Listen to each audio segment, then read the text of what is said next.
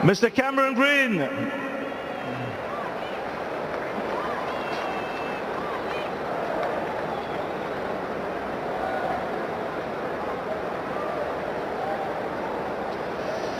Josh Hazelwood.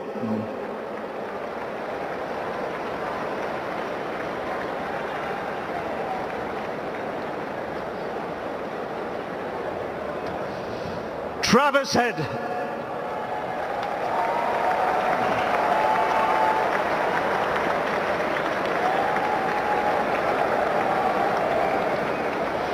Josh Inglis.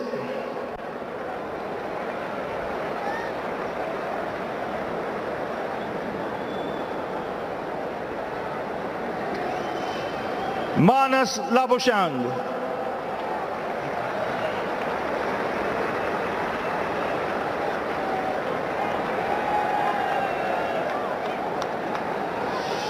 Mitchell Marsh.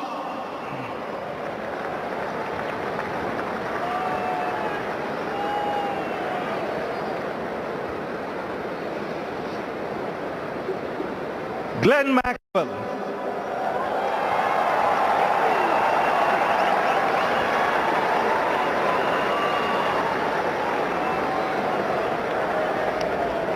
Steve Smith.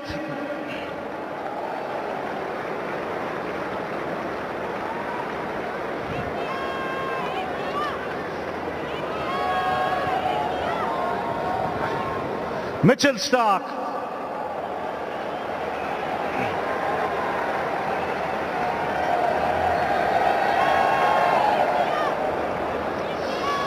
Marcus Stoinis.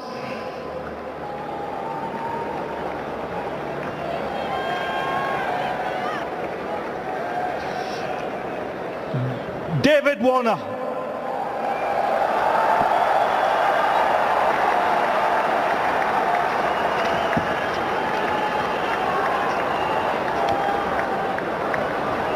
Adam Zampa. Adam Zampa.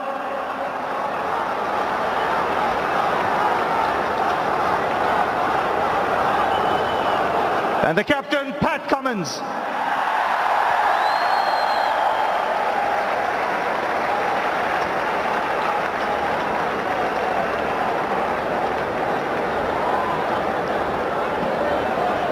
I'd now like to ask Pat Cummins to come and have a chat, please. Pat, you'll be chuffed to bits with the way your boys played, just rose to the occasion on the big day. Yeah, that's it. I think we saved our best for last. And yeah, a couple of big match players stood up and yeah, we're pretty chuffed. Brave decision at the toss. You seemed pretty confident when you said you wanted to field first. Yeah, we're tossing it up. We've been batting first pretty much for the whole tournament. Today we thought, it was a good night to chase down. We thought it might actually get a little bit easier to play, and everyone was pretty keen to get out there. What do you make of the pitch when you started bowling, the pace of the track? It was a bit slower than I thought. Didn't particularly spin probably as much as we thought either. And I thought everyone adjusted pretty well and bowled some tight lines. When you came into bowl, you were the first bowler who adjusted your lengths. You brought it back and hit the deck. Yeah, on a slow wicket like that, it was pretty variable bounce. So we thought a couple of catches on the leg side. Yeah, you know, you've got to score runs in ODI cricket, so put a few catches there, make them make a couple of decisions. As a captain, you would have been delighted with the way your guys fielded in that first 1 hour of play. They were desperate and they were brilliant. Yeah, desperate for sure. I think it all started last week against South Africa. The boys were fantastic, and yeah, we've got an ageing side, but everyone still throws himself around in the game when you've got a big stadium like this packed. What were you happy restricting India to? In the end, it was 240. Yeah, really chuffed with 240. I think probably anything under 300 really. I thought 300 might have been tough but achievable on that wicket, so we're really happy with 240. Now to win a World Cup final, you got to show character, and at 47 for 3, you know, there might have been a few, your hearts fluttering there, but that partnership was magnificent. Yeah, I was one of those blokes with the hearts fluttering upstairs. I was pacing. Magnificent. Marnus walked in and he had a cool head straight away, and Trav just does what he does. Really brave again. He takes the game on, puts the pressure back on the bowlers, and to do it on the biggest stage, I mean, shows a lot of character. No, but when you look at Travis Head, you know, he missed the first half of the tournament. He comes in, gets 100, and he finishes off with 100, and in blazing fashion on a big stage. Oh, amazing. And I think, you know, the unheralded few, the the selectors that backed him in, even when he was at a broken hand, and the medical team to get him back. It was a big risk that we took, and it paid off. And you couldn't be happy for Trav. He's a legend. We love him, and I mean, how fun is he to watch? Now, this is probably the biggest crowd we've seen for an international match, and it happened to be a World Cup final, close to 125,000 people. What did it feel like? It was awesome. I must say, I was pretty happy they were silent for a lot of the bowling innings. A couple of times they got loud, and it was really loud, but fantastic. I mean, the passion in India is unrivaled around the world, and I think it's amazing that every single person's wearing the blue shirt. So you look around, and it's a pretty special moment. One that, whatever the result happened, we're never going to forget a day like today.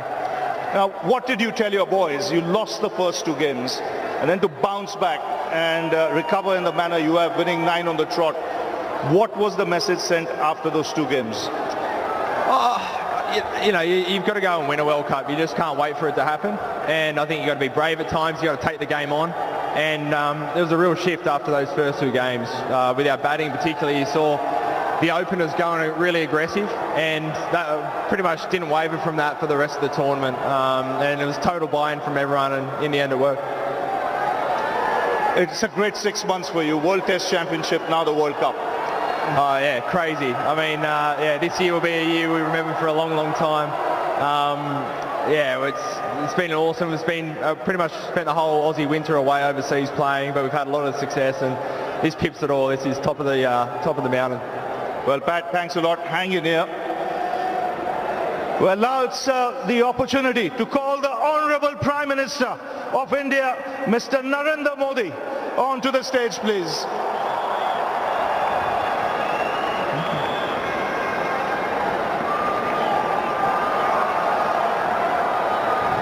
And we'll also invite Mr. Richard Marles, the Deputy Prime Minister of Australia.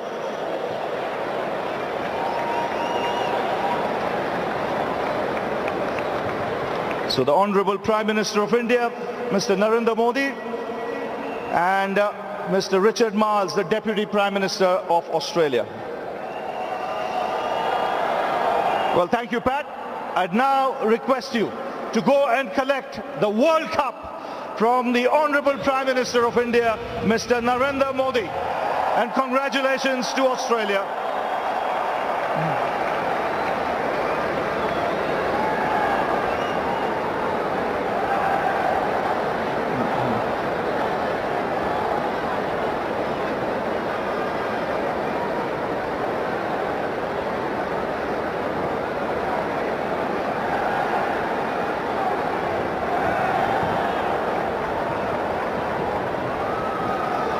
And it's many congratulations to Australia.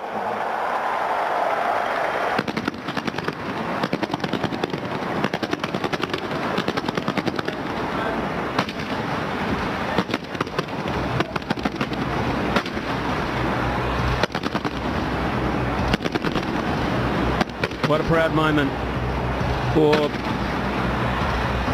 Pat Cummins as he waits for... What a moment for Australia. What a campaign. What a year for Pat Cummins. A near perfect game after what in his own words he described really wasn't the best campaign, but on the big day when you show up and you perform with extraordinary people watching you, and you bring out your DNA of being world champions, and you do it for the 6th time. In 1987 they won it for their first title, their first title right here on Indian shores, and they have done it again. We've got a full packed analyst with us here on Jindal Panther Cricket Live, powered by Amal. But first and foremost, I will go to Aaron Finch, our world champion in the house. This is a huge moment, Finchy, for Australia, for Australian cricket, but also a huge moment for Pat Cummins. That's 2 ICC titles for him this year. Was it not the near-perfect campaign, but the near-perfect final for you? Yeah, it's about peaking at the right time, and Australia certainly did that. And between Pat Cummins and Andrew McDonald, they need to take a lot of credit for that. The way that that group has stayed together for quite a while now. To have a long campaign of the World Test Championship, the Ashes, a lot of the players are still the same.